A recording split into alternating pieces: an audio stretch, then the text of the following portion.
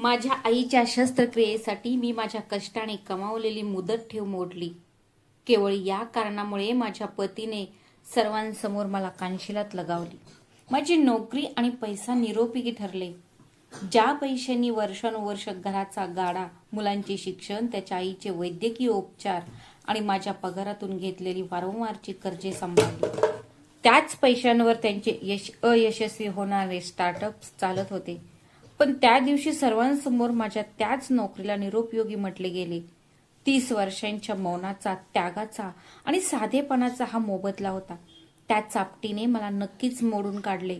पण त्याच दिवशी मी कसा निर्णय घेतला ज्याने माझ्या पतीला आतून हादरवून सोडले. कधीही प्रतिकार न करणाऱ्या स्त्रीमध्ये इतका आत्मसन्मान असेल याची त्याने कधी कल्पनाही केली नसेल. ही कथा शेवटपर्यंत नक्की ऐका, कारण ही केवळ माझीच कथा नाही, ही अशा लाखो स्त्रियांची कथा आहे ज्या घर आणि घराबाहेरील जबाबदाऱ्या सांभाळताना आपला जीव गमावतात. कदाचित ही कथा तुम्हालाही हे शिकवेल की जगाची काळजी करताना स्वतःला विसरणे हा त्याग नसून तो अन्याय आहे. कारण आम्हालाही इच्छा, आत्मसन्मान आणि आयुष्यात केवळ जबाबदाऱ्याच नव्हे तर हक्कही आहेत. माझं नाव सुजाता आहे. मी 55 वर्षांची आहे आणि एका सरकारी बँकेत काम करते.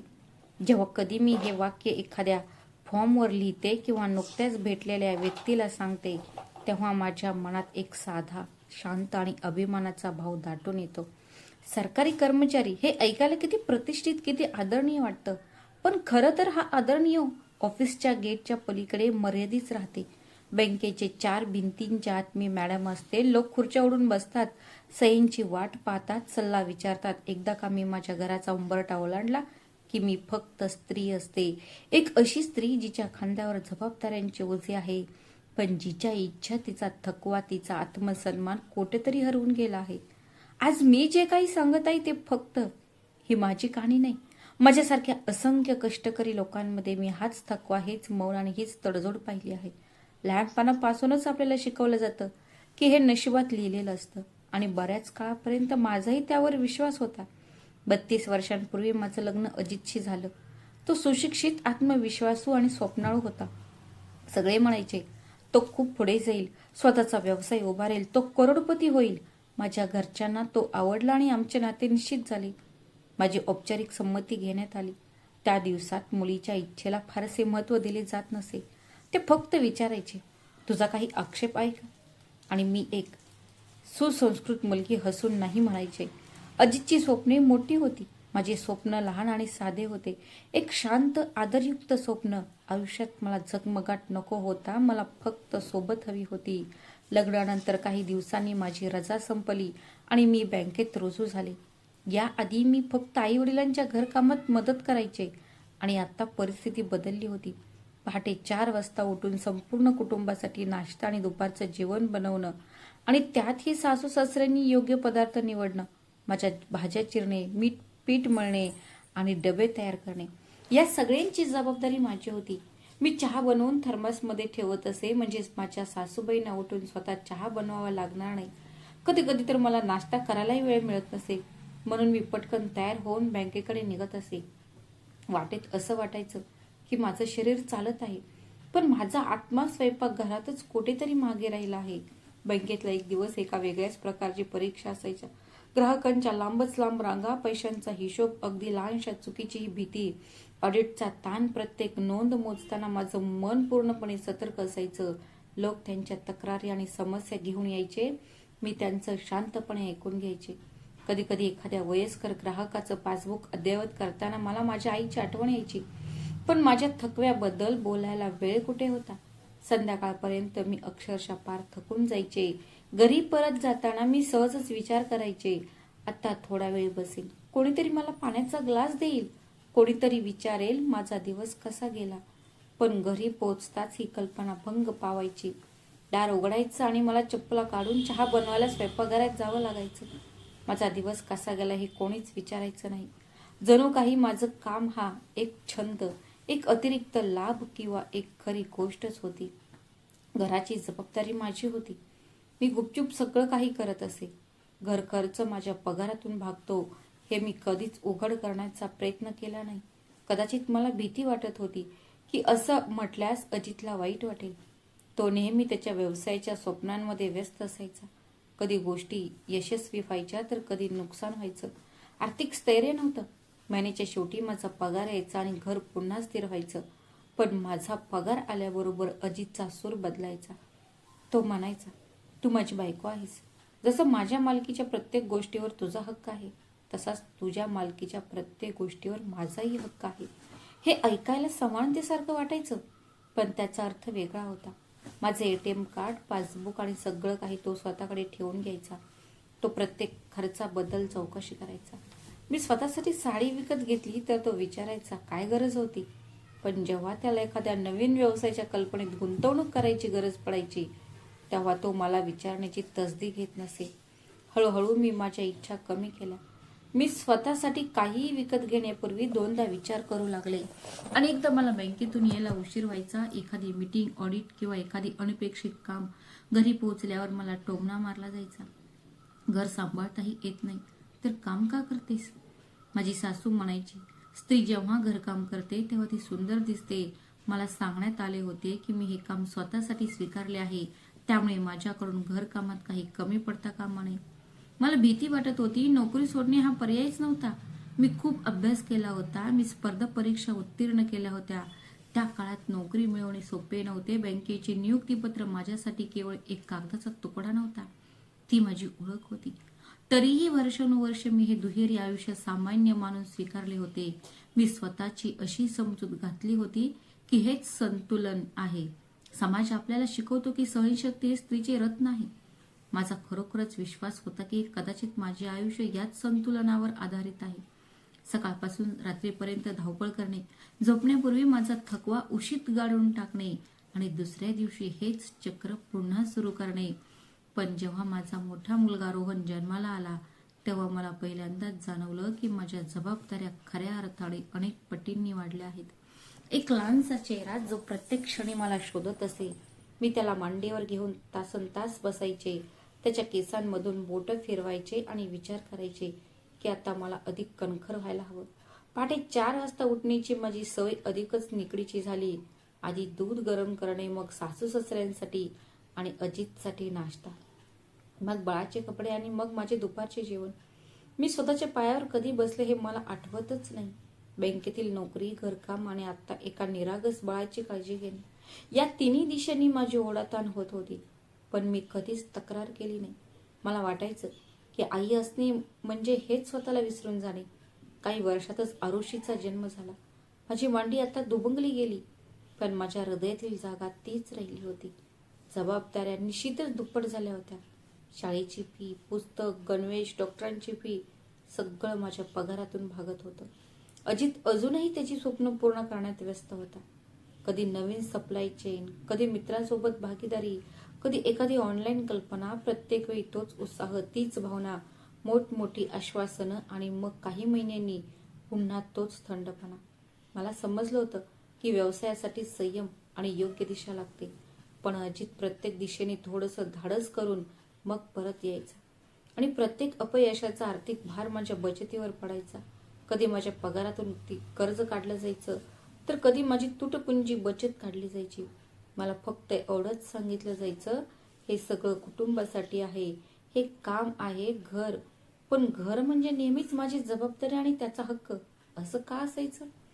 हळूहळू मुलं शाळेत जाऊ लागली. त्यांना अभ्यास करताना पाहून माझा थकवा कमी व्हायचा. त्यांच्या शिक्षणात कोणतीही कमतरता भासू नये यासाठी मी दृढनिश्चयी होते. रोहन एक हुशार विद्यार्थी होता. त्याने इंजिनिअरिंग पूर्ण केले आणि नंतर बंगळुरूमधील एका चांगल्या कंपनीत नोकरी मिळवली. ज्या दिवशी तो पहिल्यांदा मी पगाराचा मेसेज पाहिला तेव्हा माझे डोळे पाण्याने भरले. मला वाटले की माझ्या कष्टाचे फळ मिळाले आहे. त्याचे लग्न झाले आणि मी स्वतः माझ्या सुनेला त्याच्यासोबत बंगळुरूला पाठवण्यासाठी पटवून दिले. नवविवाहित स्त्रीने नवऱ्यापासून दूर राहावे हे मला आवडत नव्हते. मग मी आरुषीचेही लग्न लावून दिले. ती दिल्लीला राहायला गेली. ती वर्षातून एकदा भेटायला येते आणि बाकीच्या वेळी फोनवर तिचा आवाज ऐकून माझं मन भरून यायचं. मुलं असताना घरात खूप वर्दळ असायची. ती गेल्यावर घर आणखीनच रिकामं वाटू लागलं. आता मी आणि अजित एकमेकांसमोर होतो. आमच्यामध्ये ना मुलांचे हसणे होते, ना धावपळीचा गोंगाट. माझ्या सासूबाईंना जाऊन 2 वर्ष झाली होती. त्यांच्या शेवटच्या दिवसात त्यांच्या देखभालीचा, शस्त्रक्रियांचा आणि औषधांचा सगळा खर्च त्याच नोकरीतून भागवला गेला, जिला त्या आयुष्यभर निरुपयोगी म्हणत असत. बघा, हा विरोधाभास. ज्या पगाराला त्याने कधीच महत्त्व दिले नाही, तोच त्याच्या उपचारांचा आधार बनला. तरीही आर्थिक निर्णय घेण्याचा अधिकार त्याने स्वतःकडेच ठेवला होता. मी फक्त कमवत असे आणि खर्चाचे निर्णय इतर जण घेत असत. या सगळ्यात मी काळजीपूर्वक थोडी थोडी रक्कम वाचवत असे. कधी मी किराणा मालावर बचत करायचे आणि कधी बोनस मिळायचा, आणि या दोन्हींची बेरीज करून मी 5 लाख रुपयांची एफडी तयार केली. ही माझी संकटाच्या दिवसासाठी शांतपणे उभारलेली ती एक ढाल होती. अजितला त्याबद्दल माहीत होतं. माझ्याकडच्या प्रत्येक पैशाचा तो हिशोब ठेवत असे. त्याला वाटायचं की ते त्याचेच आहे. वेळ आल्यावर तो ते वापरेल. पण त्या दिवशी नशिबाच्या मनात काही वेगळंच होतं. मी बँकेत माझ्या काउंटरवर बसले होते. 30 वर्षांचा अनुभव कामी आला होता. नोट्स मोजणे आणि नोंदी करणे. आता माझी बोटं आपोआपच हलतात. तेवढ्यातच फोन वाजला. स्क्रीनवर माझ्या धाकट्या भावाचं नाव पाहून मला थोडी धाकधूक वाटली. त्याचा आवाज थरथरत होता. तो म्हणाला, दीदी, आईची प्रकृती खूप गंभीर आहे. डॉक्टर म्हणाले की तिला लगेच ऑपरेशनची गरज आहे. मी अर्ध्या पैशांची व्यवस्था केली आहे आणि बाकीचे. तुला समजलं ना? क्षणभर असं वाटलं की बँकेतले सगळे आवाज थांबले आहेत. फक्त आई हा शब्द माझ्या कानात घुमत होता. ते शब्द मनात घुमत होते. तीच आई जिने मला शिकवले, काम करण्यासाठी प्रोत्साहन दिले आणि लग्नानंतरही प्रत्येक दुःखात माझा आधार बनली. आज मी माझ्या पायावर उभी आहे ते तिच्यामुळेच. आज जेव्हा तिला माझी गरज होती तेव्हा मी गप्प राहू शकले असते का? आयुष्यभर अजितने मला माझ्या आईवडिलांच्या घरावर 1 रुपयाही खर्च करू दिला नाही. त्याचा तर्क स्पष्ट होता. लग्नानंतर मुलीची जबाबदारी फक्त तिच्या सासरच्या लोकांची असते. माहेरचं घर आता पाहुण्यासारखं झालं आहे. मी नेहमीच गप्प राहायचे, पण आज विषय माझ्या आईचा होता. मुलीचं कर्तव्य फक्त राखीला मिठाई पाठवण्यापुरतंच मर्यादित आहे का? मी फक्त बायको आणि आई आहे, मुलगी नाही का? पहिल्यांदाच माझ्या मनात एक स्पष्ट आवाज उमला. माझी कर्तव्य समान आहेत. माझ्या भावांचाही तितकाच हक्क आहे जितका माझा आहे. त्याच दिवशी मी माझी मुदत ठेव मोडण्याचा निर्णय घेतला. कागदपत्र सही करताना माझा हात किंचित थरथरत असला तरी माझ्या मनात कसलीही शंका नव्हती. मला वाटत होतं की मी केवळ पैसा देत नाहीये, तर मी माझ्या स्वतःच्या अस्तित्वाला मान्यता देत आहे, की मी एक मुलगी आहे आणि हा माझा हक्क, तसेच माझे कर्तव्यही आहे. त्या क्षणी मला हे माहीत नव्हतं की या निर्णयामुळे माझ्या घरात एक वादळ उडेल, पण मला हे नक्की माहीत होतं की जर मी आज घाबरले तर मी आयुष्यभर स्वतःला माफ करू शकणार नाही. कारण कधी कधी आपल्यातील मुलीचे रक्षण करण्यासाठी स्त्रीला आपले मौन तोडावेच लागते. मी जराही विलंब न लावता माझी मुदत ठेव मोडली आणि ते पैसे माझ्या भावाच्या खात्यात हस्तांतरित केले. माझ्या आईवडिलांचे घर खूप दूर होते, त्यामुळे त्यांच्याशी लगेच संपर्क साधणे शक्य नव्हते. पण एक मुलगी म्हणून मी किमान आर्थिक मदत तरी करू शकते. बँकेतून घरी परतताना माझ्या मनात एक हलकीशी अस्वस्थता दाटून आली. मी अजितला ओळखत होते. मी खर्च केलेल्या प्रत्येक पैशाची त्याला कल्पना होती. पण तरीही मी स्वतःला समजावलं, जर मी त्याला शांतपणे समजावून सांगितलं, माझ्या आईची परिस्थिती सांगितली, तर तो तयार होईल. शेवटी तो कोणाचा तरी मुलगा आहे. तो एक आईचं दुःख समजू शकेल. त्या दिवशी घरात खूप लगबग सुरू होती. रोहन आणि माझी सून बंगळुरूहून आले होते. त्यांच्या लग्नाचा वाढदिवस होता. संध्याकाळी काही शेजारी आणि नातेवाईक सुद्धा येणार होते. मी घरात शिरले तेव्हा सजावट सुरू होती. माझी सून स्वयंपाकघरात कामात व्यस्त होती. मी एकही एक शब्द न बोलता सूत्रे हाती घेतली. केक आला होता. काही पदार्थ माझ्या सुनेने बनवले होते, काही मी आणि काही बाहेरून मागवले होते. मी सर्व सामान्य दिसण्याचा प्रयत्न केला. मी शांत राहण्याचा पुरेपूर प्रयत्न करत होते, पण मनात एक अनामिक भीती होती. अजित अजून घरी आला नव्हता. मी विचार केला, सगळे निघून गेल्यावर रात्री त्याच्याशी शांतपणे बोलेन, पण कदाचित नशिबाला ते मान्य नव्हते. रात्री साधारण 8च्या सुमारास दार उघडले. अजित आत आला. त्याचा चेहरा स्पष्टपणे रागाने भरलेला होता. मला पाहताच त्याने जवळ येण्याचा इशारा केला. त्याचे डोळे लाल झाले होते. हळूच पण रागाने भरलेल्या आवाजात त्याने विचारले, तू एफडी मोडलीस का? क्षणभर मला धक्काच बसला, पण मी स्वतःला सावरले. हो, मी आईच्या ऑपरेशनसाठी पैसे पाठवले होते, मी हळू आवाजात म्हटले. माझं वाक्य पूर्णही झालं नव्हतं तेवढ्यात अचानक एक मोठा आवाज घुमला. चापट. माझ्या डोळ्यासमोर अंधारे आली. माझे गाल लाल झाले. 55 वर्षे वयाच्या 2 मुलांची आई, सरकारी बँकेत अधिकारी आणि माझ्याच घरात सगळ्यांसमोर माझ्या पतीने मला कानशिलात लगावली. त्या क्षणी माझ्या आतलं काहीतरी कायमचं तुटल्यासारखं वाटलं. हा अनेक वर्षांच्या त्यागाचं, संघर्षाचं आणि समर्पणाचा परिणाम होता का, याचा विचार करून माझा जीव रडला. जर तुम्हाला माझ्या वेदना आणि दुःखाची जाणीव होत असेल तर आत्ताच कमेंट करा. मला नक्की सांगा, तुम्ही तुमच्या आयुष्यात कधी असा अनुभव घेतला आहे का? अजितने माझ्यासोबत जे केले ते योग्य होते असे तुम्हाला वाटते का? तुमचे मत माझ्यासाठी महत्त्वाचे आहे. तसेच व्हिडिओला नक्की लाईक करा आणि चॅनलला सबस्क्राईब करा. माझ्या गालावर त्याच्या बोटांचे ठसे स्पष्ट दिसत होते, पण त्याहूनही अधिक माझ्या आत्म्यावर एक खोल जखम झाली. 30 वर्षांचं मौन, 30 वर्षांचं समर्पण, घर वाचवण्यावर तिचा 30 वर्षांचा विश्वास, हे सगळं त्या आवाजाने उद्ध्वस्त झालं. अजित थांबणार नव्हता. त्याचे शब्द बाणांसारखे आदळत होते. तू एफडी मोडलीस मला न विचारता. तुझी हिंमत कशी झाली? या घरात आर्थिक निर्णय घेण्याचा अधिकार फक्त मलाच आहे. त्याचा आवाज गर्जनेसारखा होता, पण मीच पहिली होते. मला त्याच्या डोळ्यात भीती दिसत होती. जणू काही त्याचा स्वतःवरचा ताबा सुटत होता. मी माझ्या गालावर हात ठेवून तिथेच उभे होते. आजूबाजूला उभे असलेले लोक थक्क झाले होते. काहींच्या चेहऱ्यावर कीव होती तर काहींच्या चेहऱ्यावर कुतूहलाने पाहणारे हास्य होते. माझा मुलगा दगडासारखा उभा होता. कदाचित त्याला विश्वासच बसत नव्हता की त्याच्या वरवर परिपूर्ण वाटणाऱ्या आईवडिलांच्या नात्यामागचं सत्य इतकं कठोर असू शकतं. आणि अगदी त्याच क्षणी पहिल्यांदाच मी अजितला उत्तर दिले. माझा आवाज थरथरत होता, पण शब्द स्पष्ट होते. ते पैसे माझे होते. अजित, मी प्रत्येक रुपया वाचवला. माझ्या आईवर शस्त्रक्रिया झाली होती. आज मी जे पैसे कमवू शकते ते माझ्या आईमुळेच. माझी कमाई कुठे खर्च करायची ही मला तुला विचारायची गरज नव्हती. माझ्या शब्दांनी त्याच्या पुरुषी अहंकाराला ठेच लागली असावी. तो आणखीनच संतापला. तुला घर सांभाळता येत नाही आणि तरीही ती तिच्या आई वडिलांना मदत करायला गेली आहे. बँकेत एक साधी नोकरी मिळाली म्हणून तू स्वतःला राणी समजू लागली आहे.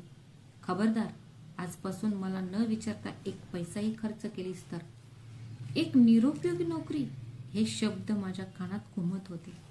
ती नोकरी जिच्यामुळे घराचा गाडा, मुलांचे शिक्षण, त्याच्या आईची शस्त्रक्रिया आणि वीज पाण्याची बिले भागत होती.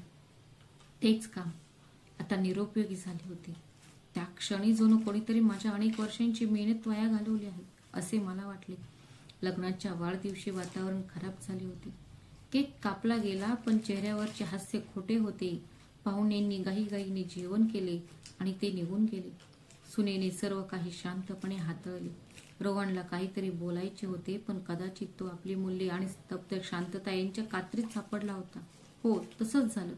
दुसऱ्या दिवशी सकाळी ते दोघेही बंगलोरला परतले. ते निघताना रोहनने माझ्याकडे पाहिले. त्याच्या डोळ्यात प्रश्न, वेदना आणि कदाचित अपराधीपणाची भावनाही भरलेली होती. मी नेहमीप्रमाणे बँकेत गेले, पण आज मी तीच सुजाता नव्हते. 30 वर्षांच्या संयमाचं फळ मिळालं होतं. मी माझ्या काउंटरवर बसले असताना एक कठोर निर्णय घेतला. जर माझी नोकरी त्याची काहीच किंमत नाही, त्यामुळे आता ते काम माझी ताकद बनेल. सर्वात आधी मी माझ्या पगार खात्याची फाईल बाहेर काढली. ते संयुक्त खाते होते. आज अजित नॉमिनी होता. ATM आणि पासबुक त्याच्याकडेच होते. मी संयुक्त नाव काढून टाकण्यासाठी आणि नॉमिनी बदलण्यासाठी अर्ज दाखल केला. मी एक नवीन स्वतंत्र पगार खाते उघडले. मी माझ्या सर्व बचत खात्यांमधून आणि मुदत ठेवींमधूनही त्याचे नाव काढून टाकले. जिथे जिथे त्याचे नाव होते त्या सर्व ठिकाणांहून प्रक्रिया सुरू झाली. दिवसभर मी माझी बँकेची कामं आणि कागदपत्रांची पूर्तता करत होते. प्रत्येक सही करताना मला माझी हरवलेली ओळख परत मिळवल्यासारखं वाटत होतं. संध्याकाळपर्यंत सर्व औपचारिकता पूर्ण झाली होती. बँकेतून बाहेर पडताना मला स्वतःमध्ये एक बदल जाणवला. त्या संध्याकाळी घरी परतल्यावर दार उघडताच मला टीव्हीचा मोठा आवाज ऐकू आला. अजित दिवाणखान्यातल्या सोफ्यावर बसला होता. क्रिकेटचा सामना सुरू होता. रिमोट त्याच्या हातात होता आणि त्याच्या चेहऱ्यावर तोच नेहमीचा भाव होता. जणू काही काल काही झालंच नव्हतं. जणू काही माझ्या गालावरची ती चापट दुसऱ्याच कोणाची तरी कहाणी होती. क्षणभर मला वाटलं की कदाचित मी जास्तच विचार करत आहे. कदाचित त्याने काय केले याची त्याला खरंच जाणीव नसेल. पण पुढच्या क्षणी त्याचा आवाज घुमला, तीक्ष्ण अधिकारवाणीचा. तू आज सकाळी जेवण बनवलं नाही. तुमची सून तुमच्या आधी निघून गेली तेव्हा तुमच्या डोक्यात विचार आला का की तुम्ही जेवण बनवलं नाही? आज मला बाहेर जेवावं लागलं. तुम्हाला माहित आहे की मी बाहेर जेवत नाही. आता हे सुद्धा मला तुम्हाला शिकवावं लागेल का? तुम्ही म्हातारे झालात पण तुमच्यात शहाणपण आलं नाही. त्याच्या बोलण्यात तक्रारीपेक्षा अधिकारच जास्त होता. जणू काही मी एक नोकर होते ज्याला आपलं कर्तव्य पार पाडायचं होतं. काल रात्री झालेला अपमान अजूनही माझ्या मनात धुमसत होता. आज पहिल्यांदा मी क्षणभरही विचार न करता उत्तर दिले, तुझे हातपाय शाबूत आहेत. तू अपंग नाहीस. सगळं काही स्वयंपाकघरात आहे. तू जाऊन स्वतः स्वयंपाक करून जेवू शकतोस. माझ्या शब्दांनी खोलीत शांतता पसरली. त्याच्या चेहऱ्यावर आश्चर्य स्पष्ट दिसत होते. कदाचित त्याला विश्वासच बसत नव्हता की मी तीच सुजाता जी वर्षानुवर्षे एक शब्दही न बोलता सगळं काही करत होती. आज मी त्याला स्वतः स्वयंपाक करायला सांगत होते. तो अचानक उठून उभा राहिला. तू इथे असताना मी घरकाम करू का? जर स्वयंपाक मीच करणार असेल तर बायको असण्यात काय अर्थ आहे? त्याच्या प्रश्नाने जणू माझ्या मनात वर्षानुवर्ष दाबून ठेवलेले शब्द बाहेर पडले. माझा आवाज आता सौम्य राहिला नव्हता. पत्नी असणे म्हणजे केवळ जबाबदारीच असते का? तिला काही हक्क नाहीत का? नवऱ्याला काही कर्तव्य नसतात का? फक्त हक्क बायकोचं काम आहे घर सांभाळणं, मुलांकडे लक्ष देणं. आणि जर बायको कमवत असेल तर तिची कमाई सुद्धा नवऱ्याचीच असते. आणि नवरा जर तो कमवत असेल तर तो आपल्या मर्जीप्रमाणे खर्च करू शकतो.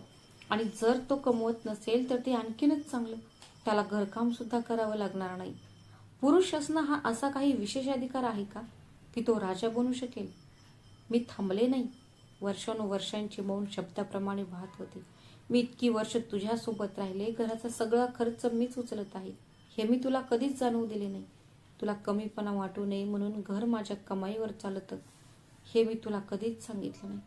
तुझ्या आईवरचा उपचार माझ्या पैशाने झाला. मी मुलांची फी भरली. तुझा प्रत्येक अयशस्वी स्टार्टअप झाल्यावर माझ्या पगाराच्या खात्यात नवीन पैसे जमा होत असत. माझ्या मालकीच्या प्रत्येक गोष्टीवर ATM, पासबुक, FD सगळं काही तुझं नियंत्रण होतं. आणि तू माझ्या मौनाला माझी कमजोरी समजलास. त्याचा चेहरा आता रागाने लाल झाला होता. पण मी थांबणार नव्हते. ज्या नोकरीला तू निरुपयोगी म्हणालास तीच माझा उदरनिर्वाह आहे. आता तू तुझा उदरनिर्वाह स्वतः शोध. आजपासून माझ्याकडून जेवण, चहा, हिशोब कशाची अपेक्षा करू नकोस. आणि हो, मी माझं पगाराचं खातं वेगळं केलं आहे. मी सगळ्या खात्यांमधून तुझं नाव काढून टाकलं आहे. आता माझ्या कमाईवर माझाच पूर्ण अधिकार आहे.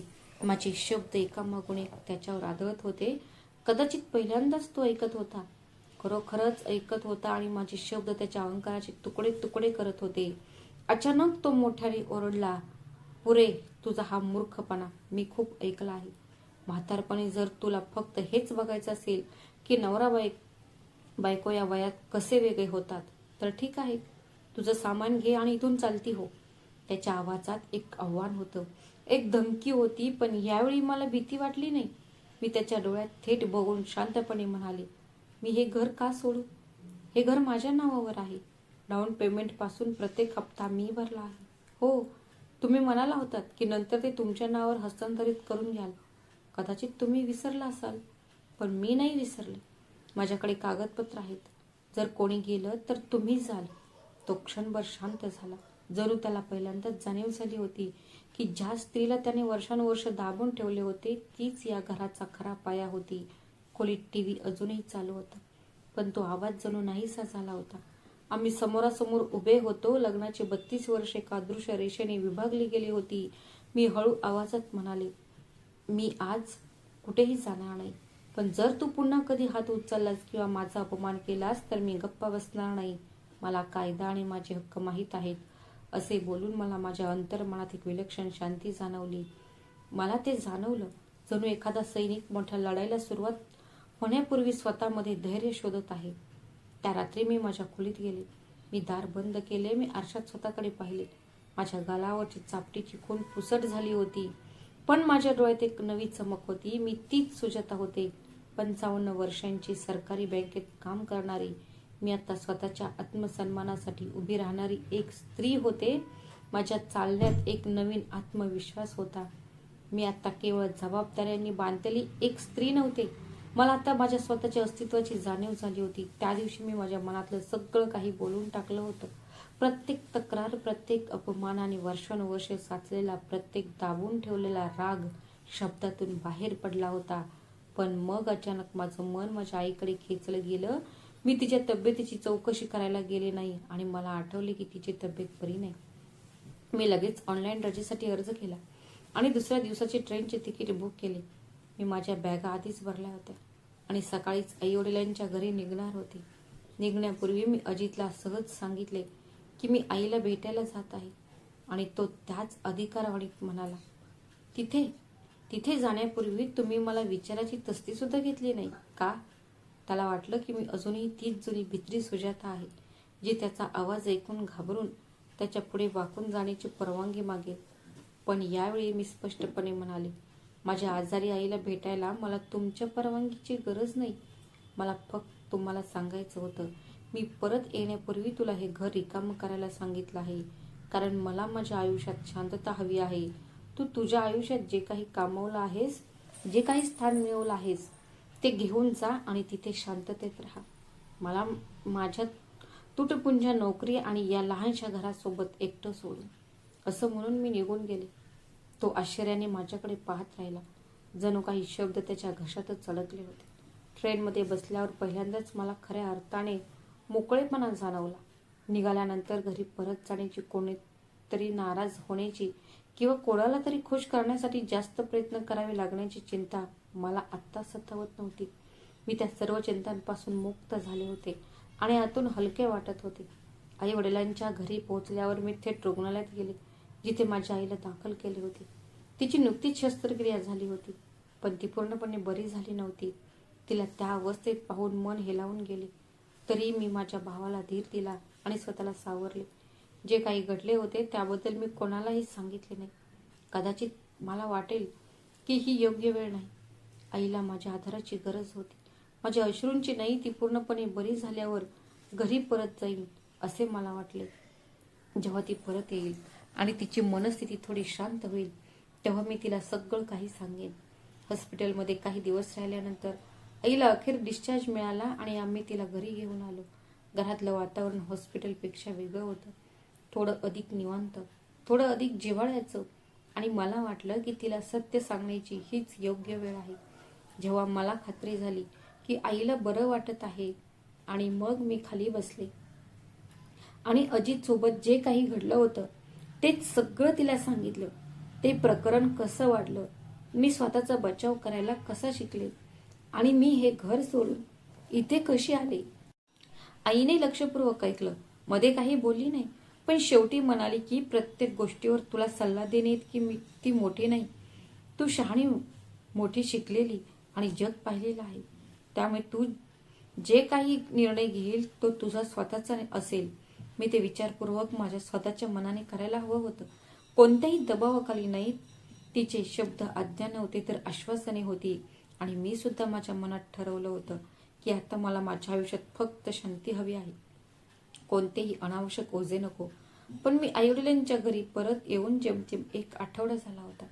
मला रोहनचा फोन आला आणि थोड्या वेळाने आरुषीचा. दोघांच्याही आवाजात काळजी होती, पण ते ठीक होते. एकच गोष्ट होती, ते मला पटवून देऊ लागले की माझ्या आई वडिलांनी या वयात वेगळे होणे योग्य नाही. मी माझ्या वडिलांना आणखी एक संधी द्यावी आणि आपण आपल्या कुटुंबाला तुटण्यापासून वाचवावे.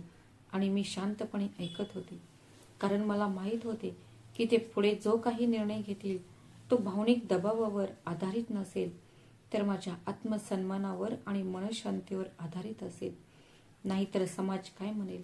पण माझ्याकडे एकच उत्तर होतं की जेव्हा माझं संपूर्ण आयुष्य जबाबदाऱ्यांच्या ओझ्याखाली दबलेलं होतं, तेव्हा समाजातून कोणीही माझ्या मदतीला आलं नाही. जेव्हा अजितने सर्वांसमोर माझा स्वाभिमान धुळीस मिळवला, तेव्हा हाच समाज सुद्धा, मी एकतर शांतपणे तो दिखावा पाहत असे किंवा स्वतःशीच हसत असे. त्यामुळे आता मला या समाजाची पर्वा नाही. सुमारे 4 दिवसानंतर अजितचा फोन आला. यावेळी त्याचा आवाज अधिकारवाणीचा किंवा गर्विष्ठ नव्हता, तर नम्र होता. त्याने सांगितले की आपली चूक झाल्याचे त्याने कबूल केले आहे. तू आयुष्यभर मला साथ दिली, प्रत्येक पावलावर माझ्या पाठीशी उभी राहिली, पण आता आयुष्याच्या या टप्प्यावर मला असं सोडून जाऊ नकोस. त्याने वचन दिलं की भविष्यात तो मला तक्रार करण्याची एकही संधी देणार नाही. पण मला त्याचे शब्द बनावट वाटले. जणू काही त्याला फक्त आपले हक्क गमावण्याची भीती वाटत होती. म्हणून मी सरळ नकार दिला. 2 दिवसांनी अजित स्वतः आला. त्याने गुडघे टेकून माझी माफी मागितली आणि वचन दिले की आत्तापासून तो माझ्या स्वास्थ्याची काळजी घेईल आणि मला त्याच्या आयुष्यात ठेवेल. तो कोणत्याही प्रकारचं बंधन घालणार नव्हता. मी खूप विचार केला. माझी आई आणि भावाने मला समजावलं आणि मुलांनी सुद्धा त्याला अजून एक संधी देण्याचा आग्रह धरला आणि माझ्या हृदयाच्या कुठल्या तरी कोपऱ्यात त्या नात्याचा उरलेला शेवटचा धागा घट्ट धरून मी होकार दिला. मी त्याच घरी परत आले जिथून मी अजितला जायला सांगितलं होतं. पण परिस्थिती पूर्वीसारखी नव्हती. मी ती स्त्री नव्हते जी अजितच्या भीतीत जगत होती. उलट मी एक अशी स्त्री होते जी आपले हक्क आणि अधिकार ओळखत होती. आणि हा बदल अजितमध्येही स्पष्टपणे दिसत होता. त्याला हे समजले होते की तो आता मला दाबून ठेवून आपल्या इच्छा पूर्ण करू शकत नाही किंवा माझ्यावर जबाबदारीचे ओझेही लादू शकत नाही. आता मी माझ्या पैशांची मालक होते आणि माझा पगार कुठे खर्च करायचा हे त्याला सांगण्याची मला गरज नव्हती. त्याने माझ्या पैशांचा हिशोब मागण्याचे धाडस केले नाही. आयुष्य अधिक सोपे आणि चांगले झाले होते. हो, मला या गोष्टीचा पश्चाताप होतो की इतक्या वर्षानंतर मी जी पावले उचलली तीच जर लग्नाच्या सुरुवातीलाच उचलली असती तर कदाचित सर्व काही खूप आधीच ठीक झाले असते. मी माझ्या आयुष्यातील मौल्यवान वर्षे प्रत्येकाला खुश करण्याच्या प्रयत्नात घालवली. मला याचा पश्चाताप होईल, पण मी समाधानी असेन. मुद्दा हा आहे की माझ्या आयुष्याच्या शेवटच्या टप्प्यातही मी स्वतःला ओळखले, स्वतःचा आदर केला आणि आता निदान हा शेवटचा प्रवास तरी शांततेत आणि आत्मसन्मानाने पार पडेल. तर मित्रांनो, मला सांगा, माझा निर्णय योग्य होता का? अजितला दुसरी संधी देऊन मी बरोबर होते का? की आयुष्याच्या या शेवटच्या टप्प्यात मी माझे स्वतःचे जग शोधायला हवे होते? कृपया कमेंट्समध्ये तुमचे विचार आम्हाला कळवा. हा व्हिडिओ शक्य तितक्या जास्त लोकांसोबत शेअर करा. कोणास ठाऊक, कदाचित तुमचा सल्ला दुसऱ्या सुजातापर्यंत पोहोचेल आणि तिलाही तिच्या अंधारातून बाहेर पडून प्रकाशात येण्याचे धैर्य मिळेल. तर मित्रांनो, तुम्हाला ही कथा कशी वाटली? कथा आवडल्यास चॅनलला सबस्क्राईब करा, लाईक करा, व्हिडिओ शेअर करा आणि स्वतःची आणि तुमच्या प्रियजनांची काळजी घ्या. श्री स्वामी समर्थ. धन्यवाद.